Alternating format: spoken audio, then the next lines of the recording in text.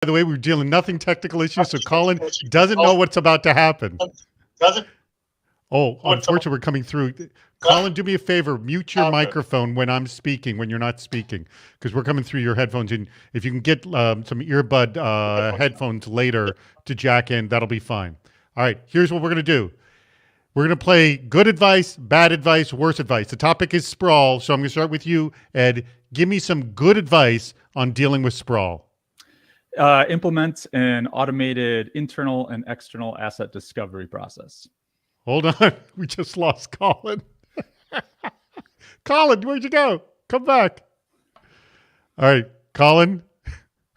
Colin, did you hear what I just said? You're on mute.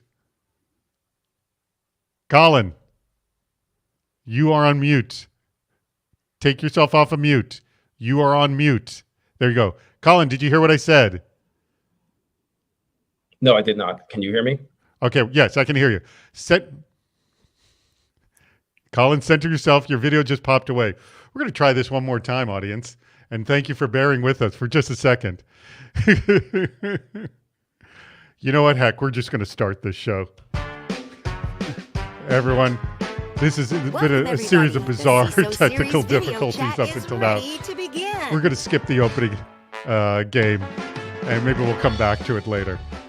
All right. Hey, everybody. Welcome to the CISO series video chat. Today's topic is Hacking Sprawl, an hour of critical thinking about how to manage everyone's ability to harness and deploy computing power. Our guest today, God willing, will be Colin Boyce, who's the CISO over at the city of Tucson, and also Ed Bellis, who you have seen many times. He's the CTO and co-founder of Kenna Security. Huge thanks to our sponsor, Kenna Security. They're a part of Cisco right now. We greatly appreciate them sponsoring this episode of the video chat. All right, 7 different ways you can participate in the video chat for those of you who are brand new. There is a chat room. There is the, did it say worst automation technique? That's from last week. My apology. Worst way to handle sprawl. Worst way to handle sprawl. I should have changed that. My apologies. Submit your worst way to handle sprawl. 3, how do we make it 10% better? 4, vote in the polls. Join us on video anytime by just typing bring me on. We'll try to bring as many of you on as possible. Ask a question. Look at the link at the bottom of the screen or vote for your favorite question. All right. Our opening game, we had to scratch that. Second, we want bad advice. Worst advice on how to manage sprawl, okay? I know you guys are going to have some really good bad advice on this. Remember, just label it bad advice : so we know it's actually bad advice. But we also want good advice from you. Now, you don't have to answer the full problem with sprawl, but just a little bit of it. All right. We are hearing everything that Colin is saying right now as he runs away. Although it looks like he's muted. Was he muted? And I still heard him? I can't tell. All right. So give us 10% advice on that. Then we'll put the poll live for worst advice to manage sprawl. Then we'll play a game of I Object. Our winner of the bad idea from 2 weeks ago, Hadass, will be joining us. Hadass, I hope you're there. Please text here to let us know that you're there. Then we're going to play one of our new games, That Totally Sucks. We've only played it a couple of times before. Then we'll have our poll live for how to make it 10% better. Then the top 2 worst idea contenders face off. We'll have our last question, final advice, and then we'll do our meetup, which is a lot of fun. Remember, next week, our video chat is hacking automated response, an hour of critical thinking about more than just endpoint response capabilities. Guess what? The link to register for that is at the bottom of the screen. You can click at that, and anytime during this video chat, it will not take you out of the video chat. You will stay in the video chat. So please do that. And by the way, there's an incentive to register now, because if you register by 5 p.m. next Tuesday, you're automatically entered into a raffle to win an awesome CISO Series jacket. And this is now a collector's item because we'll send it out with the new logo. All right. Colin, are you with us? Colin, can you hear me? I'm with you. Can you? All right. Good. Good. Can you hear me? I can hear you. I think we're in good shape now. All right, good. All right, Colin, just play along with everything we do right now. I'm going to start with you, Ed, though, because we were talking about this before as we were planning this show about the different types of sprawl. So just give us, just lay the groundwork. What are the different types of sprawl we're dealing with here? Well, I mean, there's kind of the traditional technical asset sprawl, whether that be on-prem assets in a closet, rogue IT assets, or in the cloud or wherever. There's also sprawl in terms of access and services, right? Things that used to run and no longer need to run that are still running. I kind of think of sprawl happens because in the end, we ultimately just never like to turn anything off. Good point. We don't like to turn things off. In fact, Colin, can you refresh your browser so we can see you again? Because you kind of disappeared. I don't know if you can see him, Ed. I cannot. Yes, I cannot see him. Ed, Colin, can you speak up? Are you there? Oh, no, he's refreshing his browser right now. Hopefully we'll see him again. Yep, I'm here. You're here, but we don't see you, unfortunately. We see an icon of you, but your video is disappeared. Right now. All right, hopefully he'll come back, and we'll see him in a moment. All right, while we're waiting for him to go out.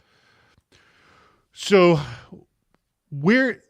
Colin, being the CISO of Tucson, has got this problem in spades because dealing with city government, you're dealing with many different organizations within it. So everyone sort of has its own sort of agenda and what they're dealing with.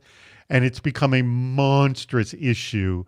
What other types of organizations, Ed, do you see like Colin's, where it's not this sort of uniform control environment, like, because Colin has anything but that? Yeah, for sure. He does. And I would add to it, not just government, manufacturing. You see all kinds of stuff like this all the time. Anything where you think of their business as having not only a lot of assets, but a lot of diverse assets, right? Mm-hmm. Things that are not homogenous. So I got IoT in my environment. I've got cloud in my environment. I've got the traditional on-premise stuff. I've got various types of users. Some are employees, some are contractors. I might have partners, all these types of things. The more of that you have, the more complex your sprawl probably is. And Colin, I think we can hear you but not see you. Are you there? Colin? I'm here, but we can't see. Well, why don't you speak up? Because we can't see you, but we can hear you. So why don't you describe your sprawl issue with the city of Tucson?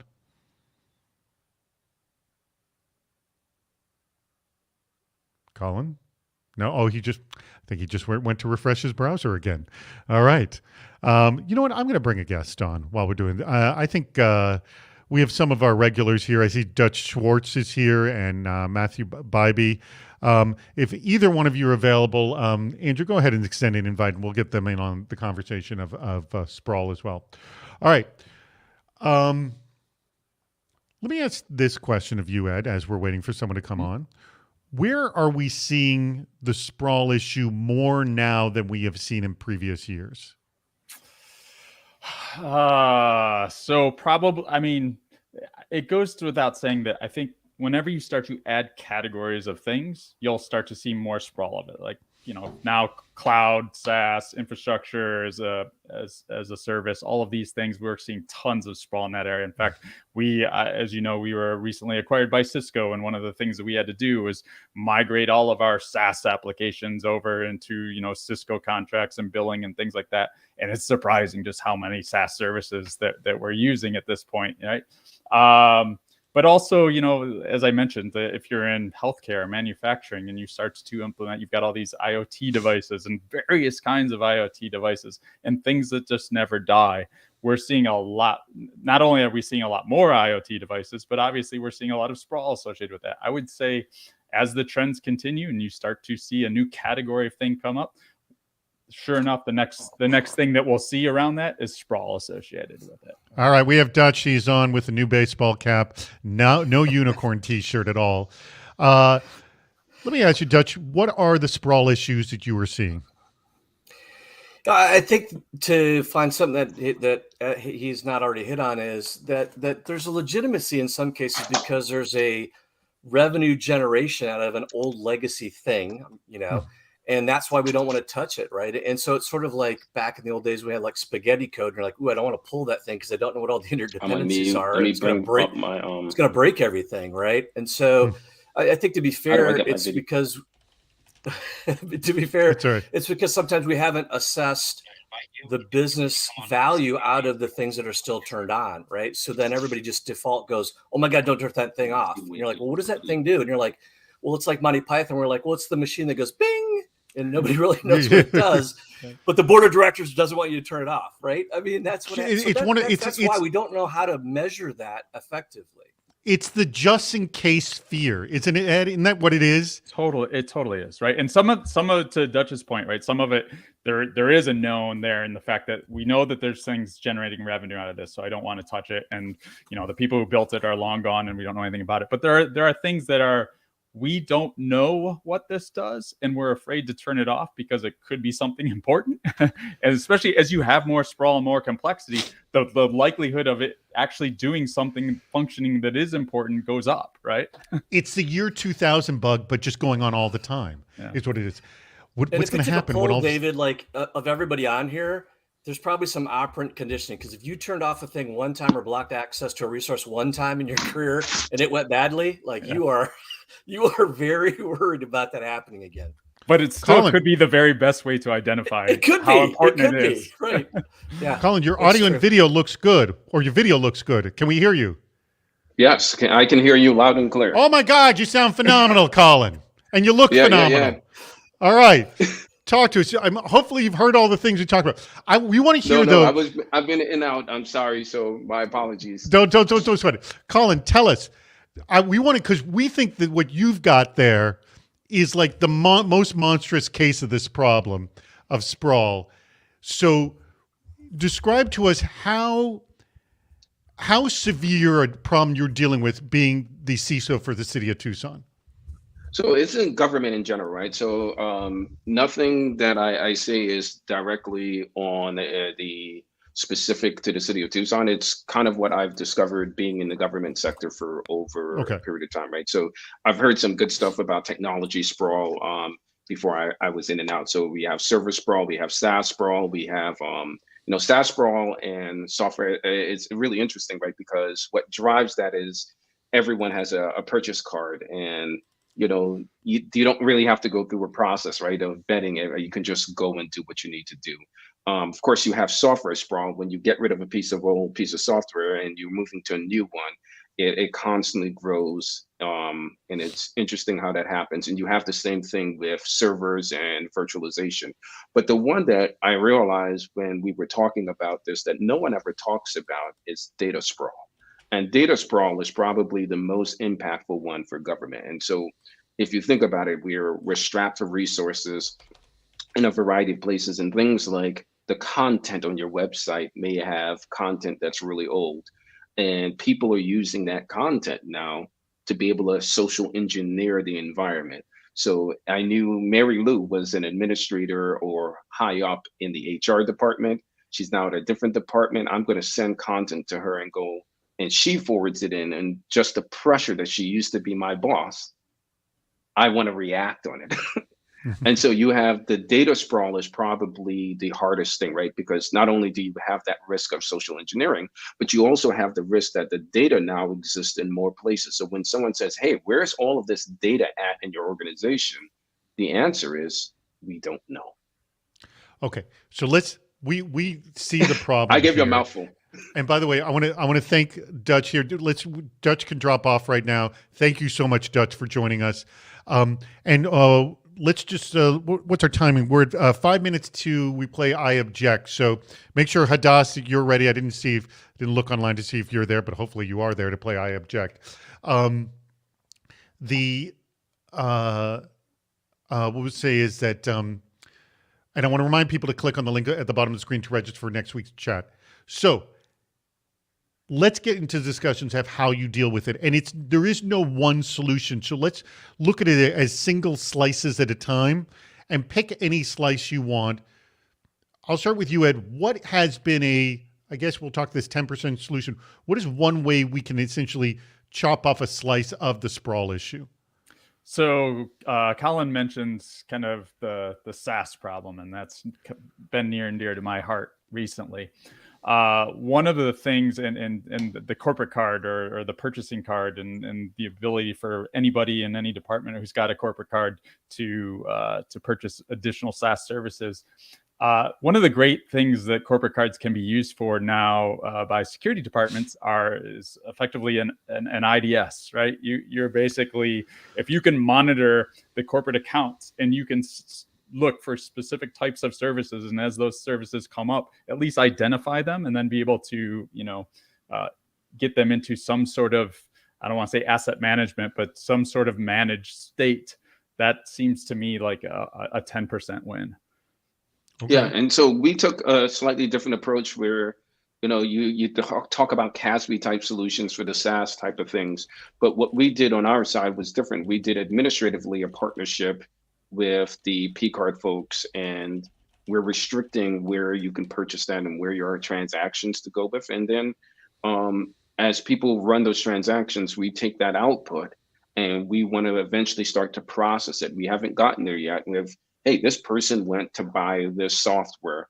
How can we help them solve the problem? Because ultimately, right, people are good in their hearts, right? They want to solve business challenges, and they're not. That sprawl issue, at least with bringing on new applications, it's a sign of a deficiency in what we may already have. And the deficiency may not be that the application is weak. They may not know it exists. Okay, so this brings up a really interesting issue. And I thought about this, is that there are issues of either the application doesn't exist, they don't know it doesn't exist, or the security team is doing a poor job communicating that if you have an issue, like, don't do this because it causes these kinds of problems, even though you think it's very benign. And so all of these, I think, need to be attacked. Yes? Yeah. Colin, Ed? Yeah, I think it does, right? And so one of the things that we can easily do in our universe, right, is, borrowing from the non-security side of the house, they have, a service portfolio, and they have an inventory of applications. Why not make that available for people to be able to search? You're looking for an app. These are the apps that we have inside of this space, and you can get an idea of what it is. Right? Yeah. It's a simple solution, right? I've seen that work well and work well on security as well, right? They have like these almost corporate e-stores where you can go in and purchase different services, different infrastructure, different things, and it all goes through a centralized process. And at least it's a managed state, right? You have the known knowns, if you will. Mm-hmm. All right. So now we are just a couple minutes away. Do me a favor in just a minute, Andrew. Make sure you invite Hadass in to play our next game. All right. Question. Oh, we just got a slew of questions in. Let me see what we got here. From Dutch. What does good look like? Not aspirational, but in reality. So what's good process, good GRC, good ownership? Like, if, it's not the magic wave your wand, but let's say this. In a year's time, what would a good dealing with sprawl look like, Ed? With good process, good GRC, good ownership. Thanks for that question, Dutch. It's super easy. Yeah. In terms of what good, this is only semi-related, right? But we're constantly talking to our customers about asset management, because that's kind of the base of a lot of all of this is, right, understanding what are the assets that you have, whether they be software assets, hardware assets, or whatever. And I would tell you that the best of the best that I see when it comes to both coverage and accuracy, they're probably, if you ask them, they're 75-80%. Right. Which means that depending on the size of the org, 20% is a lot. But that's probably the state of what good looks like today, at least from what I've seen. What about you from your side?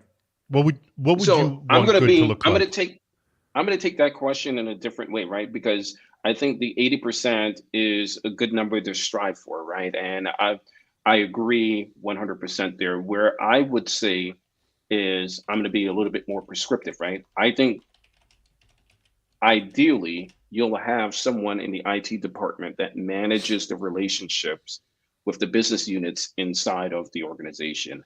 And as they're thinking about applications, you're building a process, not a bureaucracy, a process where you're taking those ideas and that person is vetting it and saying, hey, look, we already have an application that meets this purpose.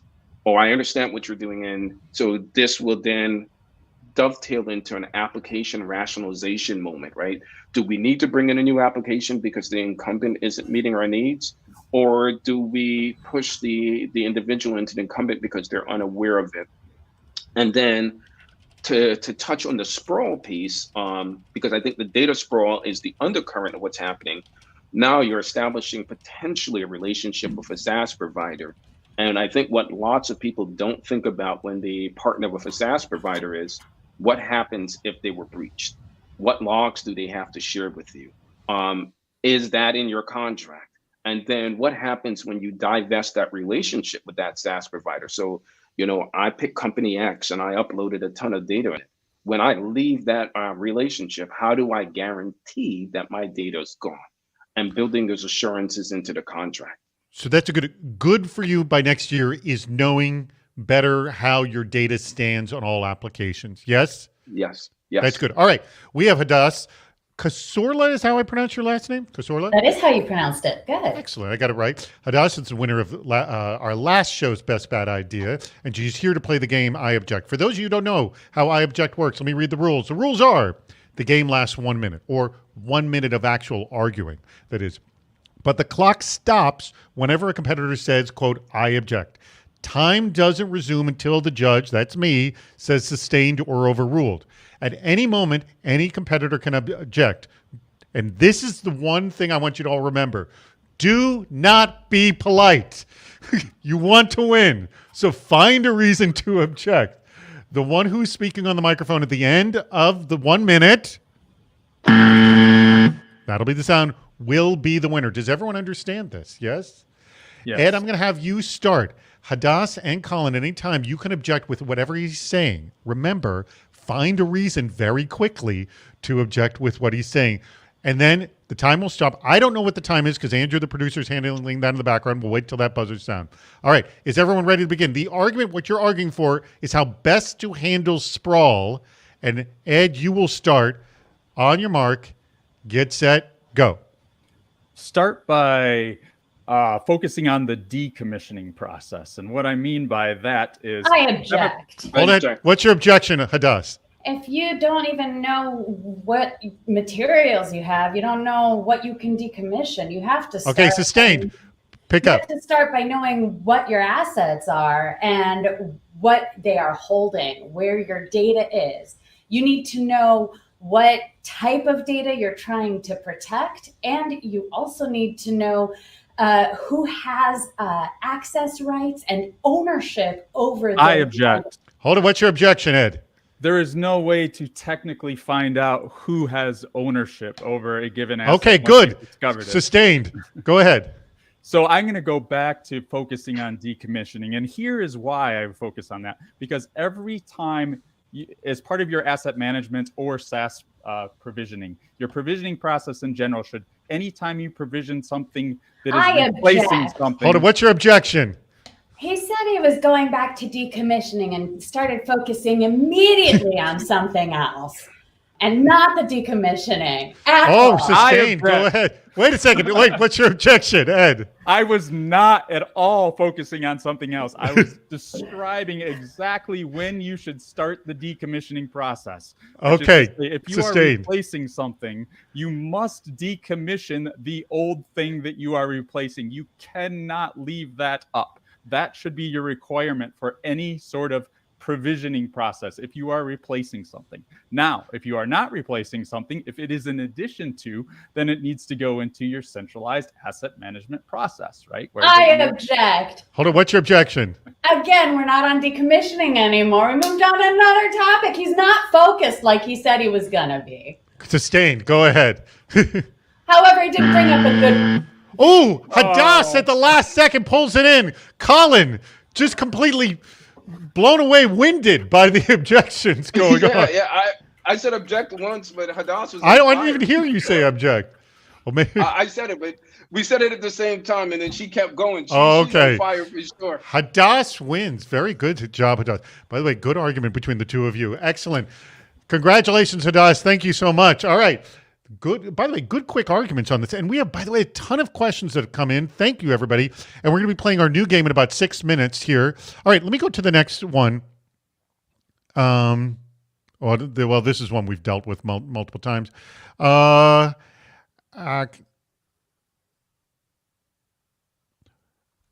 this is a good one from Dustin. I'm going to throw it to you, Colin, on this. Dustin Sachs asks, how can we in security influence business to not create sprawl in an "but I need it" world? What's your advice, Colin? What actively can we do in security for this?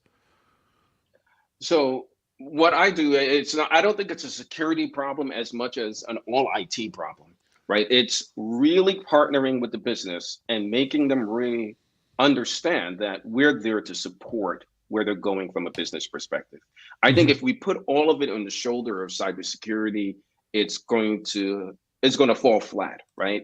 It is really connecting with the business, really partnering. We want to understand where you're going at. We want to understand what the tools are. And then being able to make the business case that it's not necessarily best of breed in everything that we need to do. Sometimes the enemy of good enough is perfect, right? And we need to make sure that we're not aiming for perfect in every application we're going for, but what's good enough and suitable for the business. Good point. What's your advice? What can we do in security? So I 100% agree with Colin on this one, and I've preached the perfection is the enemy of the good many times. But the one thing that he mentioned is about involving the other areas of the business, and this is a problem that I see. It's well beyond asset management, beyond sprawl, and everything else.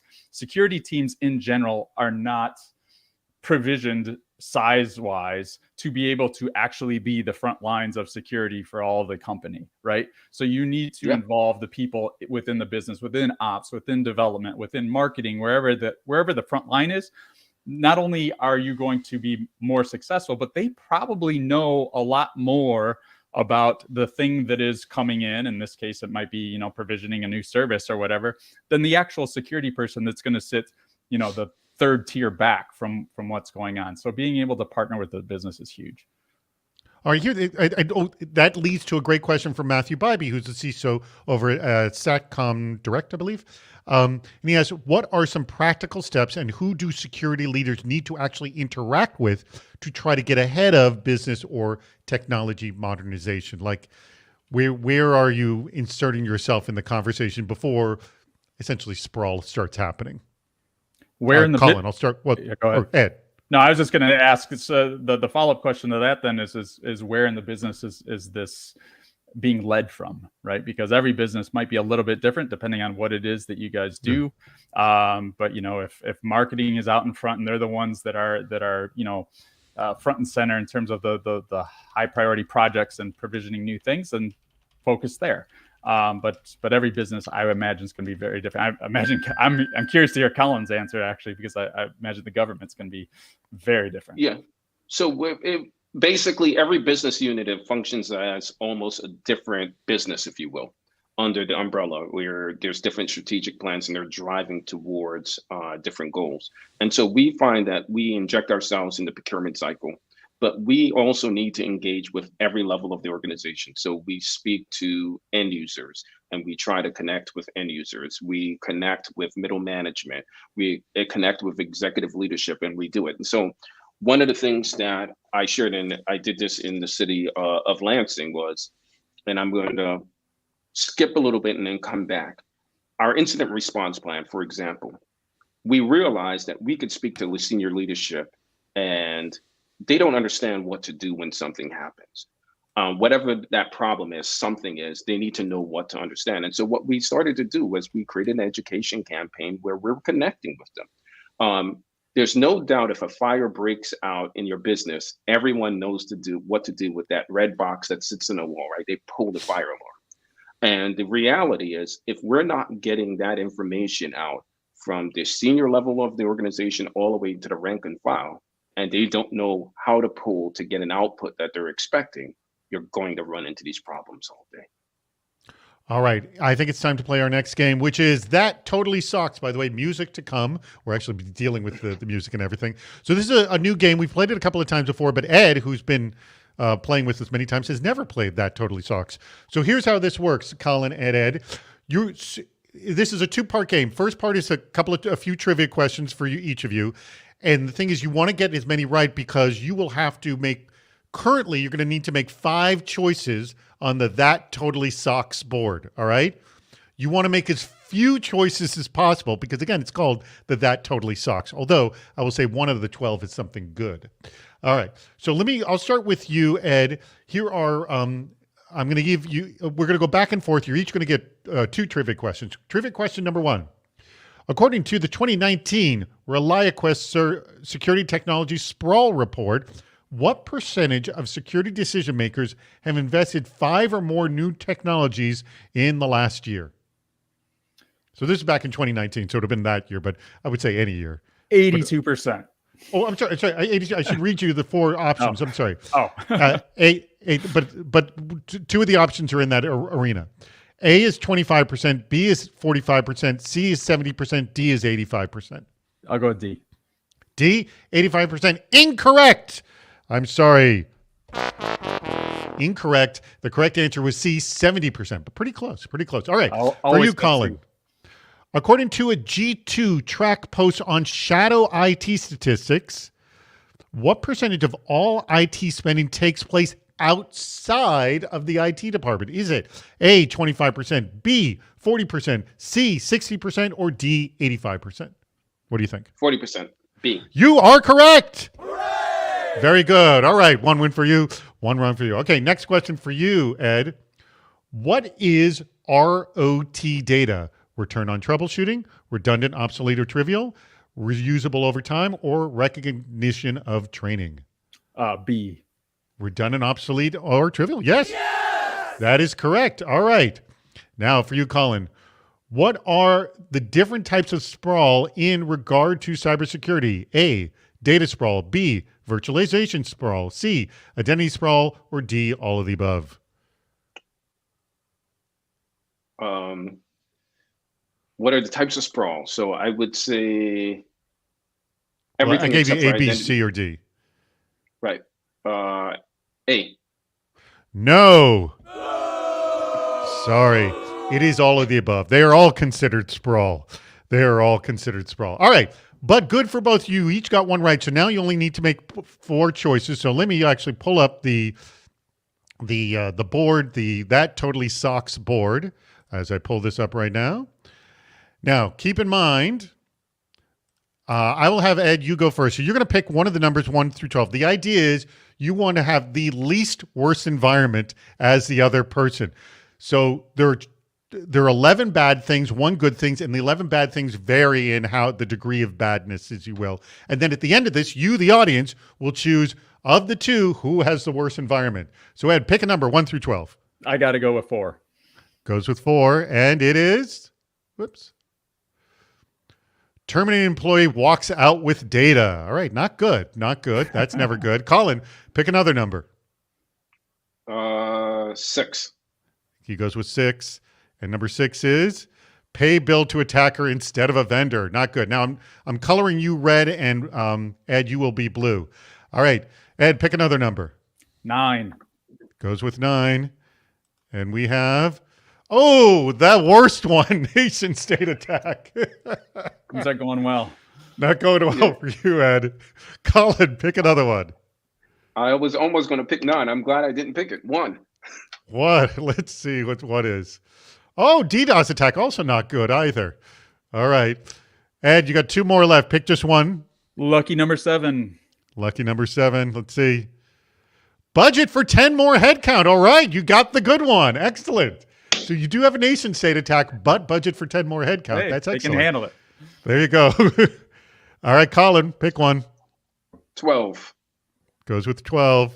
Whoops. That's not what I wanted. Oh, geez. End of slideshow. That's not what I wanted. Let me pull that back up. Hold on. Let me do that again. I wish I remembered what all they were. I again. do. That means we start all over again. No. So 4, Yeah, that 1, was me. 9, 6, and 7. And then you were DDoS attack. And I had the budget. No, you didn't have the budget. All right, pick. Which number did you pick? 12? 12. All right, let's see. Oh, website defacement. That's not good. It's not bad. It's not awful. All right, one more for you, Ed. Let's go with 5. We go with 5. It's 5. Bringing food and drink into service. That's not that awful. You can deal with that. Better than a nation state attack. I'll tell you that much. Colin? 3. Goes with 3. Here we go. Adware, spyware infection. Again, not awful. All right. So please put up a poll of both Ed or Colin. You, the audience, have to choose who has the worst environment. Again, Ed has terminated employee walking out data. Nation state attack, pretty awful. But to counter that, budget for 10 more headcount, which could actually thwart that, and bringing food and drink into server room, which isn't awful. And then Colin has DDoS attack, pretty bad. Pay bill to attacker instead of vendor, also not so good, but just financially bad. Adware, spyware infection, and website defacement, not awful. Do we have that second poll up? Yes, the second poll is up. Please vote now. We'll determine who is the winner. Oh, you'll have to scroll all the way to the bottom. Ed, all right, Ed, you are. It looks like we got 1 vote for Colin. There's a lot more than you than 5 on here. Get on there and vote. Get on there and vote. We'll just give this another 15 seconds. Colin's coming with 2 votes. No, Ed with 5, 6. Oh, Ed, I think you have lost here. But no, 7, 3, 8, 3, 10, 11. Oh, Ed is the runaway loser on this one. Not just good job. Good job, Ed. All right, let's cheat the system and vote against Ed. All right. Please keep voting, though, on the bad ideas, because I'm going to pick the 2 worst ones, and they're going to come on camera. In fact, let me say this right now. I'm going to, in 2 minutes, I will pick the 2 winners of the best bad ideas, and they'll come on camera at 45 minutes past the hour. Let's get back to our questions, though. All right.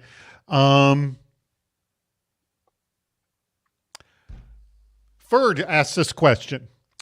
Which ITIL/business processes should security hook into to get sprawl under control? Is there, like, if you could latch yourself to one business process, I guess, if you will, that could best get this under control, what would it be, Ed? Well, without being the expert on ITIL, I would say anything to do with provisioning, right? Anytime you're provisioning something, if security is involved in that, you'll have a much better chance of having a handle on it. Now, the thing is, and also like maybe the issuing of corporate credit cards too, possibly even getting ahead of that too. Colin, where would you want to get yourself? Is it provisioning, something else? What do you think? I think provisioning is a good choice. I would say decommissioning is another good choice. In my role, I see things that while we're provisioning something else is never deprovisioned, or there's a holding pattern, and a year later, 2 years later, it's still around. Why is it still here? Mm-hmm. Good point. And I'm assuming daily you are seeing things like that. Yes, Colin? Yeah. It's as we grow, right? Old data, old information, everything is just a revision on top of the previous. By the way, I haven't mentioned to the audience that we are also, what I was going to say is, we are also having our meetup at the end of this hour. I should have mentioned at the beginning, but stick around because we're going to do our meetup essentially in 20 minutes or 22 minutes because we started a minute and a half later today. So someone just said the problem is documentation, and I agree. I think documentation is a big part of it. That is a good point. But I mean, how much? Let me ask you, how much does actually get documented? Like, what percentage would you say? I don't know about the percentage wise, but my problem is so much it's the maintenance of, right? Mm-hmm. People can document, they'll provision something, they'll document something, and then that will be shelfware, much like the service itself, right? And then 10 years from now, when you're going to turn this off and it hasn't been updated and you don't know much about it, I don't know. Could there be, let me ask this, guys, could there be like a checklist for all staff, like, before you spin up an application, before you take out the company credit card to do X, check to see these 3 things. Is it going to do this? Have you talked to somebody about this? Like, could there just be sort of like a, before you do this, follow this checklist kind of a thing? Has anyone ever done anything like that before? Colin? It's a really hard thing to do. What we do with documentation for processes is we buy systems that auto document itself, and then we try to buy things and layer it on top that helps with some of the documentation layer. But I agree with Matt. Documentation that is handwritten, it may start off 100%, but that's a sliding scale, and 5 years out, you're probably close to 20%. And the the idea of, well, before you go out and buy this or whatever, do X, Y, and Z. The only problem I would have with that is the larger the organization, the less likely that, I mean, who do you talk to, right? If I've got 200,000 employees all doing different things around the world, who do I talk to about this one service that I want to provision to make sure that it's not a duplicate? The chances are it is a duplicate, right? Yeah. All right, let me just mention 2 of the bad ideas that came through. And please, if you did this, mention your name, because we want you to come on camera in 3 minutes. So bad idea number 1, repurpose IT so their mission is shutting down every new service as quickly as it gets launched, which, by the way, for dealing specifically with sprawl is actually a pretty darn good idea. Not good for the business, but pretty good for dealing with sprawl. I got to say, that's pretty good. So please speak up if that one was yours. And the last one, by the way, this has the stench of Dutch all over it. Company sprawl contest. Give every marketing sales employee $500 gift card and encourage them to purchase and install as many apps as possible. Winner gets a one-on-one dinner with the CISO. Please, this is, I'm sure this is Dutch. Am I right? Is it you, Dutch? Did you come up with that one? So tell me who are both ones. Eager to know. Hold it. How dare you, David? Yes, that's me. I knew it. So who is the first one? The first one is David. Okay, so David and Dutch, get ready. I want you on in 3 minutes. So get ready. So make sure your camera and microphones are good. I know, Dutch, yours is working as well. All right, let's go back to our questions. Oh, my God, we got 10 questions in. Please vote them so I know which ones to pick. Geez, we've got so many questions. Stephanie Cass wants us to reiterate the effects specifically of SAS application sprawl and how to mitigate it. And Colin, I'm going to go back to you on this one, because you talked about how, like, just knowing what it is, the data rules and all that stuff.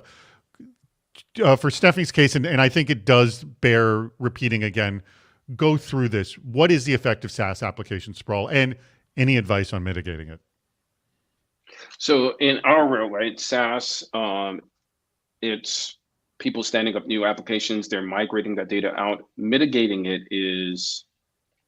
it's as much a social project as it is a technical project, right? And so what we do is we try to connect with the business units. We figure out what their challenges are. We allocate some time to really think about it. And what we do is we have, we stood up an enterprise architect group, but we also stood up an R&D group that will test some of these ideas. So if we find a common deficiency, we circulate that throughout the city. Hey, for example, governments are all moving to CRMs. So we figure out who needs a CRM, and we get the idea, and we bring all the players in the room, and we try to go at it together and do it quickly. So we stand up quick proof of concepts, and if we're going to fail, we fail quickly. And that's the idea, right? It's not just the security side of the house. While we, on the security side of the house, bear the brunt of having to secure everything, I think Ed made it very clear that we don't have the staffing for it, right? You go into government, municipal government, and they're risk adverse, and they show it by having 2 or 3 people when it's a 5,000 person organization allocated to cybersecurity. And so cybersecurity really needs to be a governance organization that is feeding ideas and having other people do the work. Otherwise, we won't be successful. I would love to even, I think Colin's right on, and I'd add to that, I think he touched on a little bit the centralization aspect of this. You could actually take this to your CFO, right, and your finance team and say, hey, there are some financial benefits to centralizing this service so that you don't have 15 different instances of this SAS application running. I can centralize it all. We have a centralized budget. And by the way, it means each individual department who has this need is probably paying less out of their budget than they're paying now. So there are some financial incentives to doing this And the side benefit is that you start to understand what you're operating and running. All right. We're extending invites to both David and Dutch for our next game. But as we're waiting for them to come on, I will go to one or more of our questions. Valerie asks a good question. What does marketing have to do with Sprawl? Do they have anything to do with Sprawl? What do you think? Everything as much as everybody else does. I find there's just as many marketing there's a whole entire category called MarTech out there, right? And there's if you looked at the number of vendors that play in MarTech, it's massive. It's bigger than security in terms of just the pure number of vendors. And there's plenty of spending going on within marketing to provision all of these services. Certainly no difference or no less than anybody else. And let me I think it's more in. Oh, I was going to agree. I think it's more in government because government is the sleeping giant, right? And everyone is now trying to figure out how to connect to citizens. So there is more marketing that's happening. There's more things that are pushing. There's more gamifying for things for people to explore cities and do things with. So we see just as much with that as we do police departments or fire departments, right? It's the marketing push is serious now for the municipal government space. All right. Well, I don't think we're going to be able to play this next game because it appears that David is not even available. He's long gone. But, well, I want to give kudos to both of them. Their bad ideas were pretty horrific. Although David's bad idea, Dutch is coming on. Is David gone? Is David no longer with us? He was with us earlier. I guess he had to drop off. Dutch, reiterate what your bad idea was. My bad idea is give every employee in marketing and sales a $500 gift card and tell them it's a contest to see who can purchase the most number of apps. And the winner gets a one-on-one intimate dinner with their CISO. All right. Now, I'm going to mention David's one. David is gone. And his was repurpose IT so their mission is shutting down every new service as quickly as it gets launched. Before I go on, and because you, Colin, and you, Ed, are going to judge as to which idea truly is worse. Dutch, why is your idea worse than that one? My idea is worse because two things are going to happen. The marketing team with $500, they'll literally start a whole nother company, because that's what they'll do. They just go out and create something completely brand new. And if you give a $500 gift certificate with sales and very specific instructions, they will ignore those instructions. They'll buy $300 worth of beer, $100 worth of candy. And then once they're drunk, then they'll start buying applications and it'll be a complete shit show. Okay. So now I argue, while I like David's bad idea, I argue it deals with sprawl very well. It's not good for the business, but it's actually dealing with the sprawl problem very, very well. All right. I'm going to throw, though, to Ed and Colin. Which idea do you think is truly worse, though? So I'll start. I agree with you. I think the other idea from, I think it was, you said David. Yeah. That idea actually does deal with sprawl quite well, actually. It's a great idea for sprawl. It's a terrible idea for the business to the point where you might end up, depending on your business, you could eventually go out of business by implementing that idea, which in itself is really bad. No, it's less work for security if you go out of business. That's perfect. It's less work for everyone. Now, Dutch's idea is terrible in many ways, although having a dinner with Colin actually sounds like a great idea. There you go. So which one's ultimately worse, though? Yeah, so which one would I actually, if I had to implement one of those ideas, which one would I implement?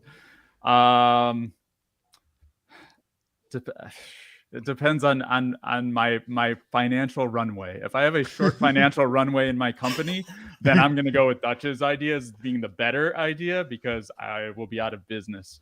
But if I'm a large Fortune 500, maybe it's time to just start shutting things down. Shutting things down as quickly as possible. I had a friend when he would come back from vacation, he would just delete all of his email. And he would just delete it all. And he goes, if someone really wants me, they'll send me another email. Which is the same idea. All right, Colin, which idea is worse? So I would I would give it to David. Repurpose IT so their mission is shutting down every new service as quickly as it gets launched. I got to give it to that. I think that would not only would it be is it bad, it would also assure that the department director that does that, they would be unemployed pretty quickly. All right. Kudos to Dutch. Kudos to David as well. Both really, truly awful ideas, and we love them. All right. Thank you very much. Okay. How much time we got left? We have just about 10 minutes left, and let's and a bevy of questions that have come in. Endless questions. I appreciate that.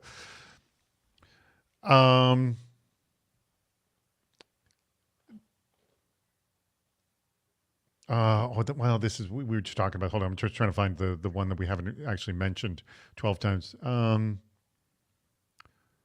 What was the argument that I saw here? There was one that was here is good. All right, here, this from Craig Herder. I like this question. I'll start with you, Colin, in this. Does this not sell the concept that security should live in the business vertical and not in IT? Because if you want to deal with sprawl, security living in IT is not going to be of any help. Or agree or disagree with that? I disagree. Okay. I disagree. I think sprawl is much bigger than a security problem. I think we live with it everywhere. And I think the idea of concentrating cyber hygiene just to one group in the organization is a mistake.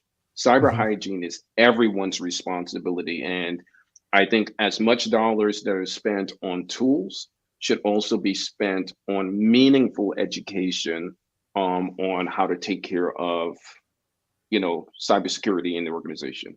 And when I say that, there's tons of tools to do training, but it's almost like a crossing guard action where we're not changing how people work. We're not integrating into the business unit. We're just lobbing in and going, you did your training, so don't make any mistakes. But real training, real integration, and changing the cyber hygiene of the organization. What do you think? Is this an argument for being in business, security being in business and not in IT, Ed? So business is a pretty wide range of things, right? Right. It sounds like anything that's not IT. Yes, essentially anything that's not IT. Yeah. Unless your business is IT. No, I agree with Colin. I don't think any one particular function says, oh, well, now we got to move it over here because this is much broader than IT. And then I move it over there. Well, actually, this is much broader than wherever I put it in operations, or, there's arguments to be said about all this. We've had endless debates about where should the CISO and security report into the business. Yeah. I find typically it has much more, the effects are much more noticeable, not by the relationship in terms of titles, but in terms of who those people are and the culture of the business than it is, whether the CISO reports into the head of IT or marketing or legal or finance or whatever. By the way, Valerie, I think, has a good idea here. I just want to mention this. I'm telling you, we need a security clippy. This is I see you're spinning up a new application. Yeah. Not that far off of, it sounds silly and stupid, but it said, are you sure you want to do this kind of a thing? Like, how much would that have value, you think, in your environment, Colin? Like, you sure you want to do this? If there was like a little warning. I think it would have some value because it's putting it in front of people, and so they're aware of the problem. And I'm going to plumb back to what Ed is saying, right? So let's take the word security and let's make it finance, right? We wouldn't take finance and move it all over the organization because we want people to be good financial stewards. Good point. We don't take HR and move it all over the business because we want them to do that. What we do is finance and HR has, through years of discipline and trying to build that bridge, created a culture where it's wrong for you to do something and you won't do it. And so the reality is we need cybersecurity to get that same attention because it's another risk vertical that we have. And we need to manage it as a risk where it's everyone's culture. It's part of everyone's culture and what's good and what's acceptable in cybersecurity. But what happens is the business deviates from it because, we don't have a good way of doing it. And it's one of the questions, and Dave, I don't want to jump ahead of you, but one person asked, how do we avoid sprawl right? How do we avoid sprawl, but still enable the business to get things done? And I think when we start to do things like research and development and creating a group that can partner with the business. So you get the idea from the business, you see that there's something, they voted up, right? That's what you're doing here. You're voting up good ideas and we're exposing that. And then you have someone set out and go, look, within 30 days, 60 days, 90 days, whatever it is, you come up with an idea that solves this business challenge. I think that's how you start to do it. You start to create tiger teams to help solve problems. Awesome. All right, we're going to come to we're closing. We're going to wrap up the show right now. If you've not clicked the link on the bottom of the screen to register for next Friday, please do that now, like right this very second, because we're going to change that in just a second. Next Friday, it's Hacking Automated Response, an hour of critical thinking about more than just endpoint response capabilities. Remember, if you register by 5 p.m. Pacific next Tuesday, you're automatically entered in a raffle to win a cool CISO Series jacket, and they're going to have the brand new logo, which will look pretty darn awesome. All right. Huge thanks to Ed's company for sponsoring this and many, many other things with the CISO Series. They've been a phenomenal sponsor. And again, we take full credit for you getting purchased by Cisco. As you should. Right? Yeah, as we should. Ed said I wasn't taking enough credit, so now we're going to take full credit for it whatsoever. All right, Andrew, can you change the link at the bottom of the screen? Starting in 90 minutes from now, also, we're going to do the Cybersecurity Headlines Week in Review, and we'll have Mark Eggleston, who is the CISO of CSC. He'll be on. If you go to the CISO Series LinkedIn page, you will see that. We will be streaming live from there. But if you were subscribed to the podcast, guess what? You can get it right there as well. All right, stick around for our meetup.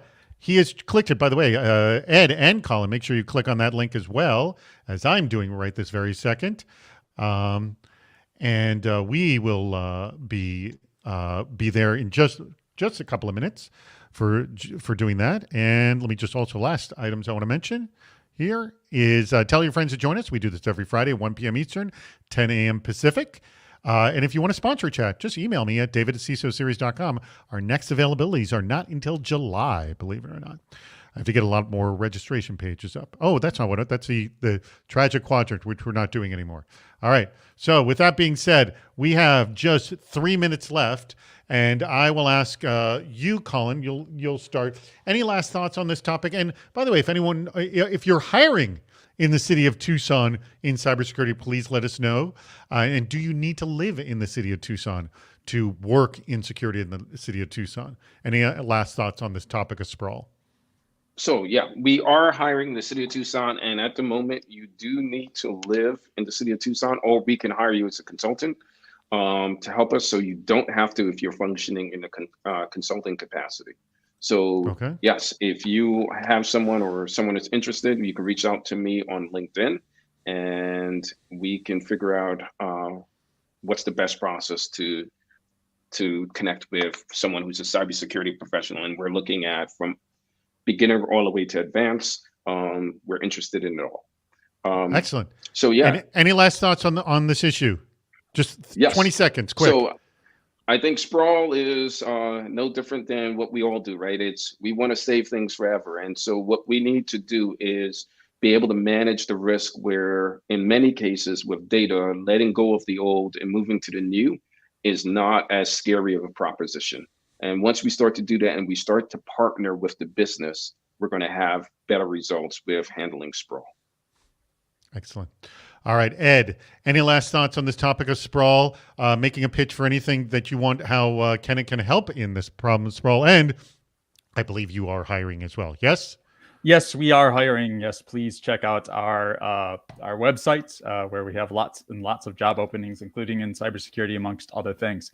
In terms of sprawl, like everything else, baby steps and incremental improvements. If you are at 50%, set a goal to be at 60% by the end of this year, right?